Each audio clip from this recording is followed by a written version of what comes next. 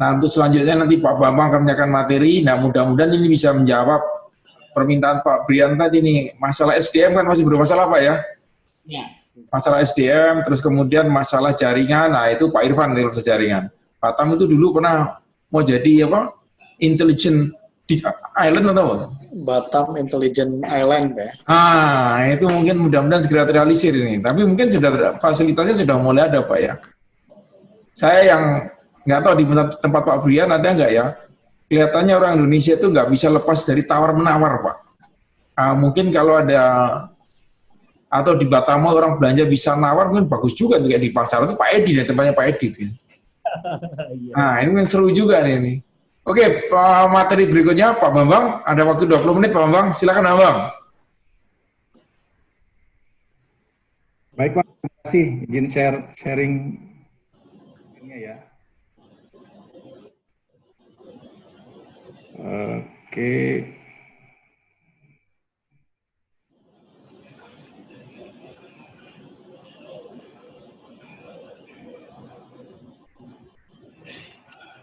Baik, terima kasih. Terdengar ya? Terdengar Pak, terdengar. Baik. Jadi karena yang ahli-ahli dan praktisinya sudah, berarti saya ini hanya ngegongin aja ini ceritanya. Jadi dari sisi yang mungkin yang pertama kita lihat kembali, itu dari saya ingin menegaskan sebenarnya dari sisi pasar memang bicara e-commerce itu bicara pasar yang sangat besar. Jadi dengan jumlah tadi yang sudah disampaikan Pak Edi, ya, kemudian jumlah pengguna internet dan pengguna mobile phone itu yang cukup besar, bahkan tadi ada yang sudah satu orang ada punya lebih dari satu gitu ya. Nah kemudian kalau kita lihat juga penggunaan mobile apps itu kalau di Indonesia itu memang paling besar masih ke komunikasi messenger. Tapi kalau kita lihat di sini juga berikutnya itu ada social, entertainment, games dan shopping. Jadi artinya peluangnya masih cukup besar sebagai kalau kita ingin menjadi pemain dalam pengembangan aplikasi-aplikasi. Kemudian tadi juga sudah disebutkan dibandingkan gitu ya aktivitas e-commerce antara kita coba bandingin global dengan Indonesia dan ternyata Indonesia itu selalu itu semua aktivitasnya di atas rata-rata kecuali ya online melalui laptop.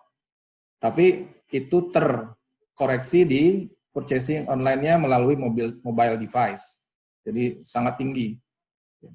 Jadi orang Indonesia itu lebih kepo sebenarnya ya, mencari produk secara online dulu gitu ya, kemudian mengunjungi retail online-nya, apalagi mungkin dalam kondisi pandemi kemarin. Jadi yang banyak di rumah itu kelihatannya ya lebih banyak lagi itu melakukan survei pasar terhadap produk-produk yang diinginkan.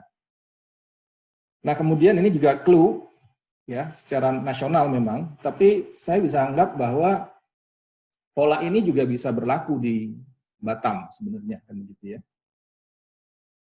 Secara nasional bahwa spending yang melalui e-commerce itu paling besar memang saat ini masih di fashion dan beauty ya. Kemudian electronics, kemudian food and personal care. Jadi ini juga nilainya cukup signifikan ya. Dan ini pasti akan terus berkembang. Even sekarang, misalnya sekarang sedang pandemi, tapi ya kebutuhan ini tetap ada. Faktor yang membuat tertahan tentunya lebih ke arah daya beli. Daya beli dari mungkin sebagian orang yang sekarang terdampak secara ekonomi. Kemudian pertumbuhannya juga cukup tinggi kalau dilihat ya. Jadi kalau fashion, electronics, dan food, pertumbuhannya itu rata-rata hampir di atas 50%. Mungkin terkoreksi sedikit untuk tahun ini, tapi untuk tahun-tahun berikutnya sepertinya akan kembali rebound. Kemudian tadi sudah disampaikan, hampir semua provider juga sudah menyediakan layanan pembayaran, sehingga memang mau tidak mau juga itu mendorong inklusivitas finansial dari para customer-nya. Dan memang yang paling besar masih metode pembayaran menggunakan credit card, gitu ya. Nah, kemudian ini total nilai dari online purchases dari consumer goods. Jadi memang cukup besar, ya, sangat besar sebenarnya gitu ya. Kemudian juga ini juga memberikan kita gambaran sebenarnya kalau kita ingin dikenal itu jalur atau channel distributionnya lewat apa gitu ya.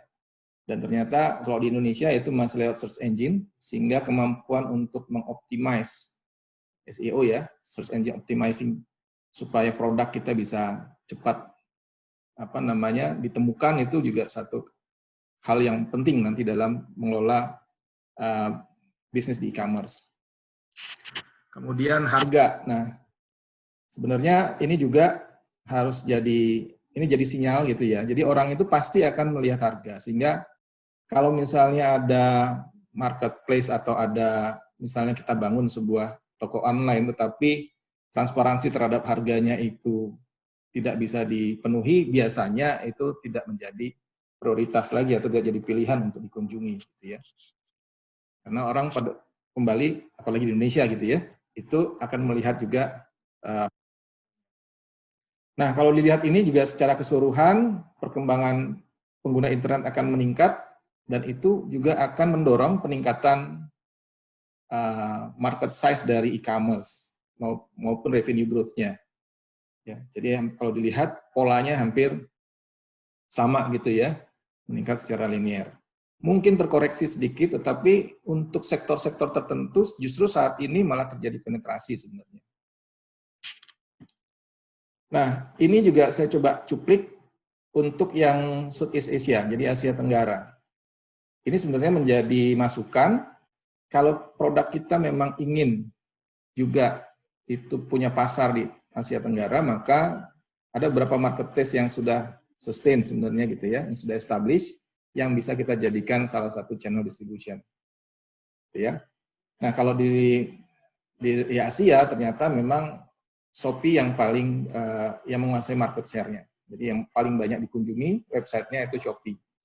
Dan itu bertahan sejak, untuk yang tahun 2019 itu sejak awal tahun sampai akhir tahun juga bertahan. Jadi 4 besar itu Shopee, Lazada, Tokopedia, Bukalapak. Ini artinya kalau kita lihat nama-namanya itu ya kita cukup berbangga juga, ada banyak beberapa marketplace yang memang dikembangkan oleh orang Indonesia asli itu yang menguasai market share di e-commerce di Asia, ya.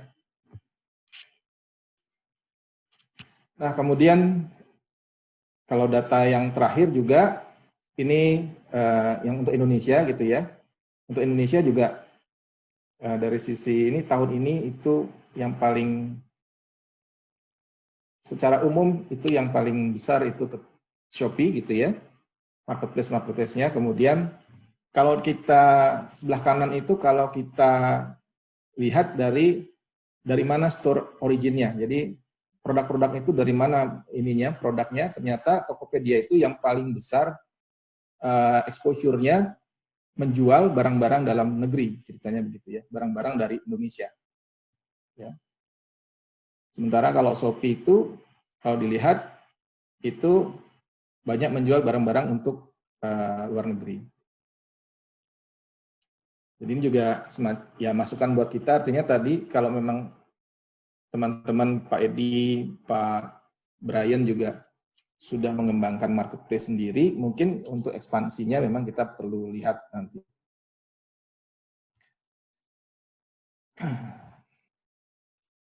Nah, kemudian ini, yang mengaksesnya melalui mobile application, itu memang sempat Tokopedia, tapi sekarang sudah diambil alih oleh Shopee gitu ya. Jadi memang penetrasi Shopee cukup tinggi. Kalau nggak salah saya juga lihat sebelumnya mungkin kayak Batamall juga sempat eksis juga itu di Shopee gitu ya, sebelum buat marketplace sendiri.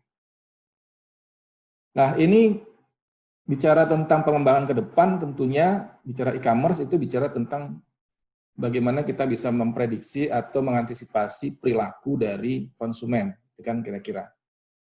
Nah, jadi kalau kita lihat, ternyata memang keberadaan website atau portal itu menjadi satu hal yang cukup berpengaruh gitu ya.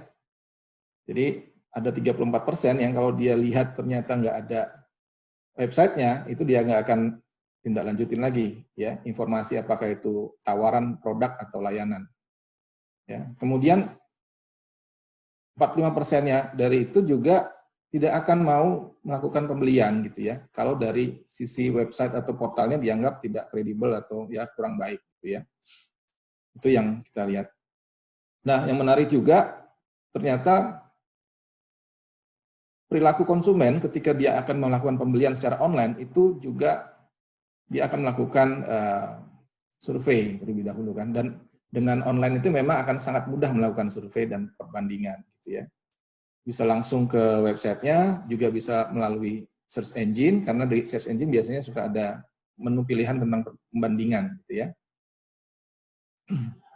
Nah, kemudian juga dilihat di sini beberapa gambaran gitu ya. Intinya mereka melakukan research lebih dahulu terhadap barang. Jadi kalau kayak tadi Mas Brian bilang barang-barangnya itu dari sisi harganya lebih relatif kompetitif dengan yang dijual di supermarket, berarti pasti nanti si customer juga akan melihat walaupun nggak mungkin secara sampling ya, tapi perilaku untuk mengecek itu ada, gitu ya. Nah itu yang kira-kira mau kita ingin dilihat jadi supaya. Nah yang menarik juga ini survei dari Facebook, kebetulan kita Politeknik waktu itu menjadi salah satu partner, terutama yang di Batam, di wilayah Kepulauan Riau. Mereka melakukan survei ke 34 provinsi. Memang di sini terbatas pada penggunaan aplikasi Facebook dan keluarganya gitu ya. Jadi kayak WhatsApp, Instagram, dan seterusnya. Mereka lihat dari beberapa sektor dan salah satunya di bidang bisnis dan ekonomi. Nah, hasilnya secara keseluruhan ya, itu yang pada saat fungsi memfasilitasi market expansion gitu ya, domestically and internally. Di sini kalau kita lihat 90% responden itu ya obtaining orders from customer in the same city.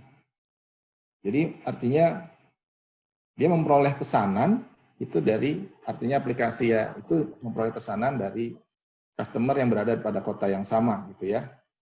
Hanya 68% yang berada di kota yang lain. Itu artinya memang ada semacam sinyal bahwa ya akan lebih tinggi tingkat kemungkinannya, walaupun dia melalui online, itu ketika lokasinya itu berada dalam satu kota. Gitu ya.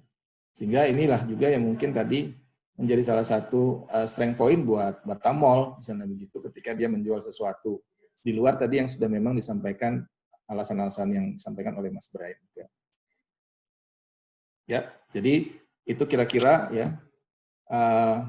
Ini juga yang mungkin bisa menjadi apa namanya, kenapa misalnya banyak pembeli yang mereka lebih prefer pada small atau local retailer. Itu ada beberapa faktor dan mungkin faktor-faktor ini bisa juga nanti dikembangkan oleh teman-teman gitu yang memang sebagai pelaku di marketplace lokal ya. Mulai dari harus ada produk yang unik ya. Memang bisa menemukan apa yang dia butuhkan gitu ya. Kemudian juga didukung oleh komunitas sama bisnis lokalnya gitu ya, dan seterusnya. Ya, sampai juga nanti ada inovasi terhadap pengalaman dalam berbelanja.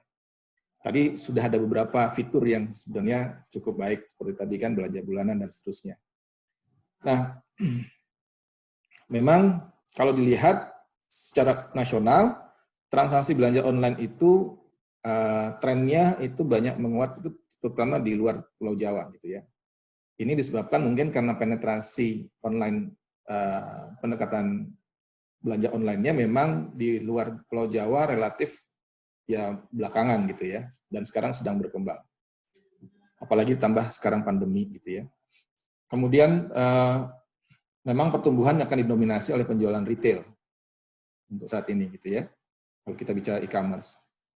Kemudian tadi akan ada kebiasaan belanjanya juga memanfaatkan platform online dan offline. Gitu. Makanya inilah yang nanti menjadi kekuatan dari marketplace lokal sebenarnya. Ya. Cuman memang tetap akan tergantung dari kinerja sektor logistik, dari biaya pengiriman, kemudian regulasi yang terkait dengan pengiriman dan seterusnya. Nah, bagaimana yang di Batam tadi sebenarnya sudah dijawab gitu ya. Kalau buat kita yang memang ingin memanfaatkan momentum ini, memang kita punya usaha atau ingin buat usaha, maka kita tahap awal tentunya manfaatkan dulu marketplace, karena itu yang paling mudah, marketplace yang sudah established gitu ya. Tapi kalau kita memang ingin mengembangkan, tahap berikutnya baru kita akan bangun brand dan pemasaran kreatif online shop sendiri atau marketplace sendiri. Nah, ini yang sudah dilakukan oleh Batamall, seperti itu. Nah, yang berikutnya tentunya yang harus selalu dilakukan secara kontinu adalah mengembangkan fitur layanan yang lebih interaktif dan meningkatkan kepercayaan gitu ya, meningkatkan kepercayaan dari customer. Jadi kalau kita lihat memang pandemi justru meningkatkan penetrasi bahkan loncatan dalam aktivitas digital. Makanya beli sayur pun sekarang akhirnya lewat online gitu ya. Beli sayur pun akhirnya harus lewat online gitu ya sekarang. Beli bawang atau beli apa juga harus lewat. Jadinya orang lewat online karena apa? Sebenarnya awalnya motivasinya karena kesehatan, tapi sekarang akhirnya menjadi gaya hidup juga gitu ya. Walaupun pasarnya mungkin cuman bisa dijangkau dengan jalan kaki misalnya begitu. Ya, sehingga memang ada mengakselerasi, kondisi ini mengakselerasi adopsi e-commerce khususnya untuk memenuhi kebutuhan dasar tadi. Ya. Kemudian sebenarnya Batam itu tetap punya nama yang cukup harum gitu ya. Artinya kalau kalau ketika didengar oleh yang di luar Batam sebenarnya. Walaupun sekarang agak terganggu, harumnya itu ya memang nggak bisa sustain gitu ya, karena itu tadi banyak produk impor yang sebenarnya bocor ke luar wilayah Batam, wilayah Indonesia yang di luar Batam. Tapi punya posisi yang baik ya, dan dari histori yang sebelum-sebelumnya gitu ya. Kemudian ya Batam tuh sekarang juga sudah banyak perguruan tinggi, dan kalau menurut saya yang paling besar justru komposisinya adalah mahasiswa di bidang teknik, informatika dan sejenisnya gitu ya. Walaupun mungkin ada bidang-bidang tertentu yang spesifik masih terbatas, misalnya kayak animasi gitu masih terbatas. Tapi kalau untuk yang punya prodi-prodi yang berbasis IT, saya yakin komposisi jumlah mahasiswanya atau lulusannya itu jauh di Batam itu cukup besar, cukup banyak. Ya, termasuk ya Poltek juga salah satunya. Persentase terbesar mahasiswanya Poltek itu juga di jurusan informatika. Jadi artinya dari sisi pengembangan teknologi dan sebagainya itu memungkinkan sebenarnya untuk bisa mengajak atau menggandeng teman-teman, dan itu semuanya rata-rata generasi milenial dan bahkan sekarang generasi Z gitu ya. Nah, cuman memang kalau untuk sektor retail tadi biaya dan margin terkoreksi untuk pasar domestik karena ada regulasi yang terkait perpajakan dan biaya masuk gitu ya, penggunaan biaya masuk dan seterusnya pada saat barang itu akan keluar Batam ke wilayah Indonesia lainnya. Dan memang betul sangat tergantung dari kinerja logistik dan regulasi. Nah, ya yang sempat pernah diwacanakan itu adalah sebenarnya kita membuat sebuah jaringan intranet gitu ya, di dalam kota gitu ya, sehingga untuk mengakses sebuah situs yang di lokal itu tidak perlu harus muter-muter keluar gitu, habisin bandwidth gitu. Nah itu kalau memang ini bisa dikembangkan, ini potensinya cukup besar karena tadi seperti Pak Eko bilang juga, di sektor pendidikan itu akan sangat membantu ketika kita bisa memberikan pelayanan pembelajaran secara daring dan sebagainya, tetapi itu ditaruh di storage yang lokal gitu ya, cloud-nya juga cloud lokal misalnya begitu. Ya. Nah itu yang terkait dengan sektor retail. Nah karena Batam itu sebenarnya kekuatannya justru di sektor industri, ya sebenarnya peluangnya juga cukup besar, tetapi memang tahapannya ada, artinya tidak terlepas dari infrastruktur logistiknya, dan tentunya nanti harus ada regulasi yang mendukung sebenarnya. Tetapi setidaknya memang kita saat ini harus mulai shifting, artinya harus melihat, sepertinya BP sebenarnya sudah melakukannya, kita harus bisa mengidentifikasi produk-produk prioritas dalam aktivitas ekspor impor kita seperti apa gitu ya. Kemudian menelusuri rantai pasoknya, sehingga kita nanti bisa melakukan kemitraan-kemitraan, terutama untuk yang bahan baku sumbernya itu dari dalam negeri gitu ya. Jadi memang Batam akan menjadi sebuah hub untuk produk-produk yang akan dilempar ke luar negeri gitu ya. Kemudian memang mau nggak mau harus ada industrinya yang memproduksi di sini gitu ya. Industri yang memproduksi di sini, atau merakit di sininya untuk produk-produk yang prioritas tadi. Kemudian, nah itu memang lebih ke arah B2B. Lebih ke arah B2B, dan memang perlu didesain sebuah sistem interorganisasi ya untuk pengembangan hub e-commerce-nya untuk produk prioritas tadi. Ini memang nanti yang support untuk industri di Batam maupun nanti yang orientasinya ekspor. Nah, tadi Mas Irfan juga sudah sempat menyinggung gitu ya.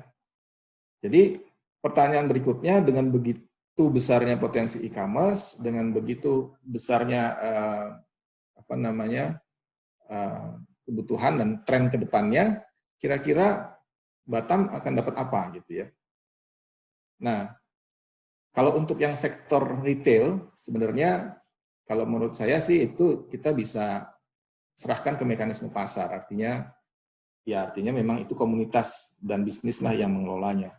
Tapi kalau sektor industri, memang sebaiknya ada semacam sistem yang dibuat, gitu ya, di mana ya mungkin ada suatu badan usaha yang menjadi platform, bisa dikatakan tadi marketplace-nya, ya, kemudian bisa dibina beberapa online shop-nya yang sebenarnya itu industri-industri kecil yang punya produk-produk yang bisa substitusi produk-produk luar gitu ya, untuk bisa digunakan di proses produksi di Batam, gitu ya. Yang itu kemudian terintegrasi sehingga harapannya ya alur atau pola pergerakan baik itu barang, informasi dan uangnya itu jelas gitu. Ya. Itu jelas. Jadi kalau dilihat kalau benchmark dari Cina yang tadi sempat disebut Mas Irfan, ya, sebuah badan yang mengelola gitu ya para e-shop ini, ya. Tapi juga tadi karena tetap butuh offline store-nya, tetap harus ada disediakan infrastrukturnya, ya. Kemudian nanti mekanisme pembayaran dan sebagainya itu terintegrasi tadi, ya, sehingga nanti harusnya clearance-nya lebih mudah gitu ya. Tentunya memanfaatkan teknologi juga gitu ya, teknologi industri 4.0, ya, sehingga proses deteksi, proses verifikasi dan sebagainya itu bisa dilakukan dengan cepat dan tanpa perlu harus melibatkan orang, ini begitu.